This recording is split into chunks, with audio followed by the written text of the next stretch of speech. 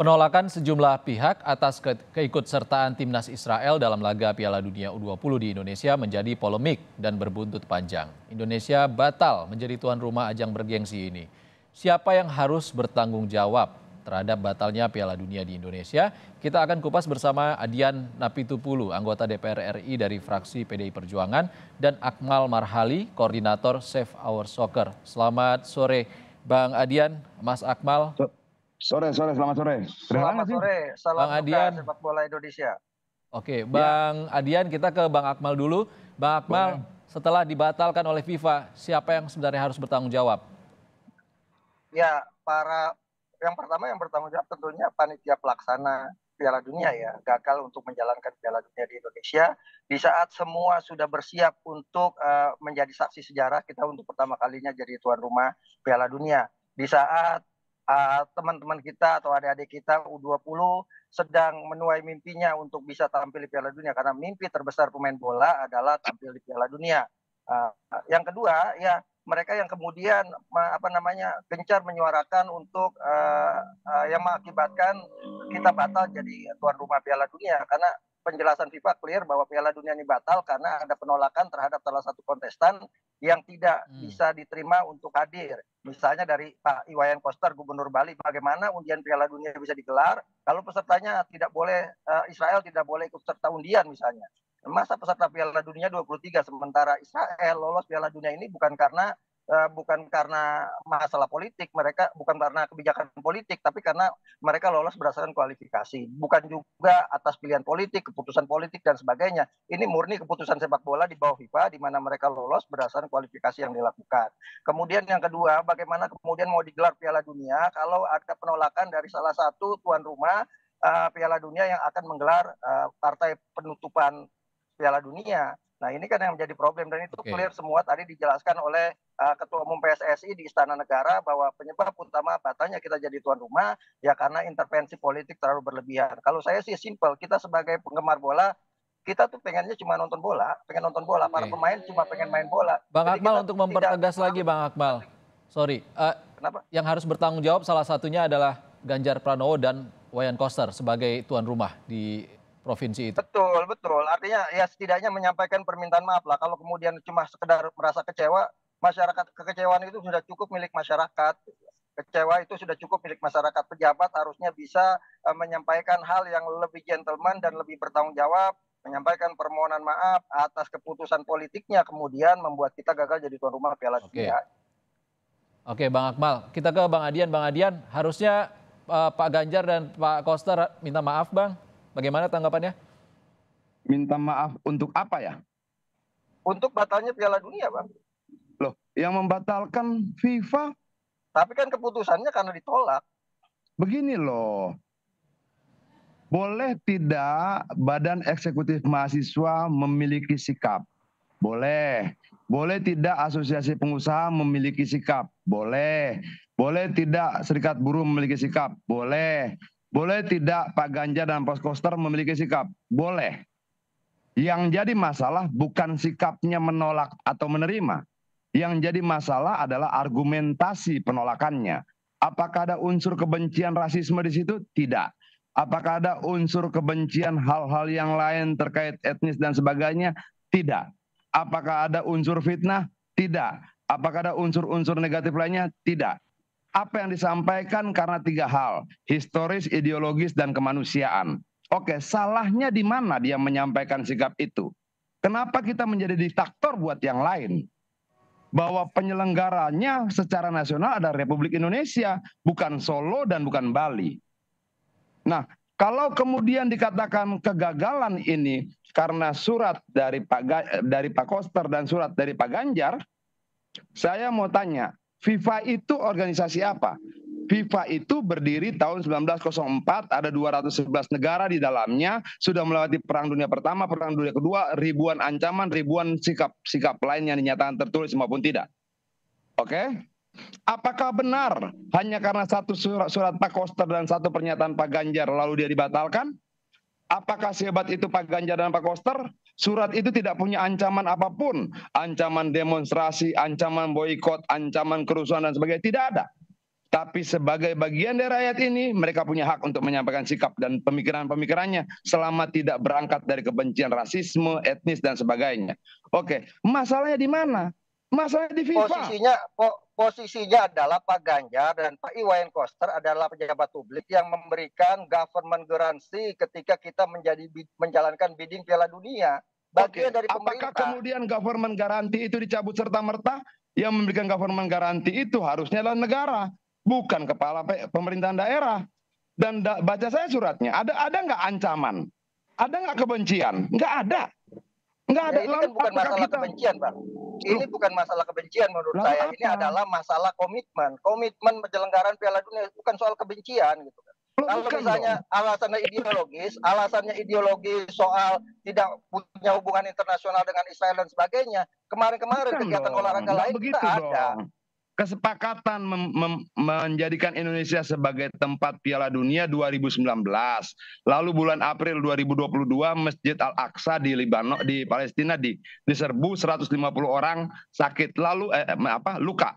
Lalu karena pertimbangan situasional itu terjadi pemahaman yang berubah atas nama kemanusiaan. Apakah itu salah?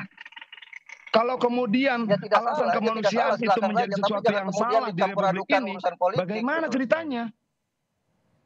Oke, Bang Adian, tapi kan kalau dari keputusan terkait dengan kebijakan luar negeri harusnya pertimbangannya adalah penolakan dari 2 gubernur itu. Iya, ada 34 gubernur kita. Iya nolak 2. Apakah menolak semua gubernurnya, Bang? Sebagai penyelenggara yang stadionnya ada di provinsi itu, Bang Adian. Tidak, yang tersampaikan adalah kan surat Pak Koster dan pernyataan Pak Ganjar. Dan di dalam surat dan pernyataan itu tidak ada ancaman apapun. Tidak ada yang menakutkan dari surat itu. Tetapi jabatannya sebagai gubernur tidak menghilangkan haknya untuk menyampaikan pendapat dan sikapnya. Iya dong. Nah, iya dong. Jangan dong kita menjadi diktator terhadap satu dan yang lain. Keputusan Pak Ganjar dan Pak Iwayan Koster adalah keputusan partai. Saya dengar itu semua dari Sekjen PDI Perjuangan bahwa ini kebijakan partai, kita menolak karena partai PDI Perjuangan punya ideologi tidak menerima Israel. Oke, artinya masalahnya bukan Pak Koster dan Pak Ganjar gitu. Masalahnya partainya begitu. Enggak, biar jelas dong. Masalah kita apa? Suratnya, pernyataannya, jabatannya, atau partainya. Kalau kemudian partainya menyampaikan sikap yang sama, masalahnya di mana? Yang terpenting adalah ada ancaman tidak di balik pernyataan sikap itu. Partai pemerintah. Pak Ganjar pemerintah, partainya partai pemerintah. Ya kalau kayak gitu kita masyarakat meminta maaf, pemerintah lah minta maaf kepada masyarakat, itulah. Begini dong, bahwa Pak Ganjar dan Pak Koster itu adalah bagian dari pemerintahan. Oke, PDI Perjuangan adalah bagian dari koalisi pemerintahan. Ada koalisi lain? Ada. Banyak. Kenapa kalian senang menyudutkan Pak Koster dan Pak Ganjar? Kenapa kalian senang menyudutkan bahwa seolah-olah satu dari sekian koalisi itulah yang bersalah? Kita tidak pernah menyudutkan. Kita masyarakat melihat fakta, bukan melihat kepentingan siapa-siapa. Ada berapa partai koalisi pemerintahan? Yang menyampaikan kan dari PDI Perjuangan. Yang menyampaikan dari PDI Perjuangan dalam hal ini Pak Iwayan Koster dan Pak Ganjar. Lalu kalau yang menyampaikan bukan dari PDI Perjuangan, nggak masalah? Ya, kalau yang menyampaikan dari PDI Perjuangan masalah. Makanya kita kan gini, bikin gaduh. Siapa yang bikin gaduh ya minta maaf saja, simpel aja masyarakat. Lu kegaduhannya di mana? Ini kan jadi batal jadi tuan rumah Piala Dunia. Pak Ganjar berbicara membuat pernyataan tidak bersurat. Pak Koster bersurat. Bersuratnya sama siapa? Sama siapa? Sama kementerian. Lalu gaduh. Ya, yang salah yang gaduh maaf lah. Bukan dong, yang salah yang gaduh. Jangan kemudian berikutnya orang takut kirim surat ke lembaga pemerintahan, takut gaduh. Ya nggak bisa dong. Ya terlalu dipolitisir lah ini semuanya. Semuanya terlalu dipolitisir lah, sehingga kemudian sepak bola masuk dalam zona politik ya akhirnya seperti ini gitu. Oke, kalau dari Mas Akmal, kalau dari Bang Adian, Mas Akmal, kalau dari pecinta sepak bola pastinya ingin memisahkan antara sepak bola dan juga politik. Saya ada pertanyaan kepada Mas Akmal. Mas Akmal, apa yang harus dilakukan oleh pemerintah dan seluruh elemen agar sanksi dari FIFA itu tidak merembet kemana-mana? Yang pasti FIFA akan menjatuhkan sanksi gitu kan.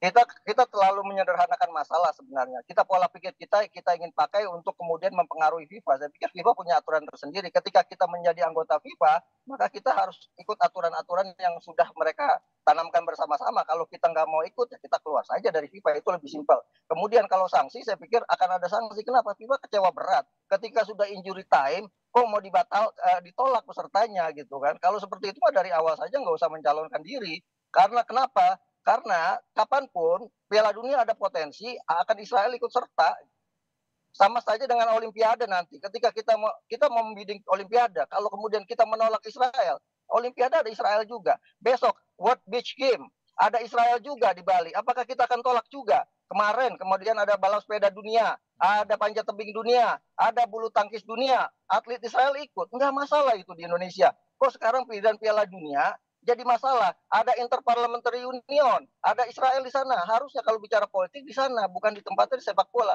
Jadi penggemar sepak bola simpel aja, kita ingin nonton Bang Adian. Yang mengkaitkan politik dan sepak bola itu siapa? Oke, Bang Adian, gantian. Bang Adian, pemerintah bilang, Menpar bilang kalau kerugiannya sangat besar akibat pembatalan ini, mencapai triliunan rupiah. Apa yang harusnya dilakukan pemerintah? Pemerintah tidak ada pernyataan resmi. Pemerintah Republik Indonesia tidak ada pernyataan resmi untuk menolak kehadiran Israel. Yang mengeluarkan pernyataan adalah bagian dari pemerintah, satu gubernur Bali secara tertulis, satu gubernur Jawa Tengah secara lisan. Bagian dari pemerintahan yang lain tidak menyatakan penolakan secara tertulis maupun secara lisan. Oke.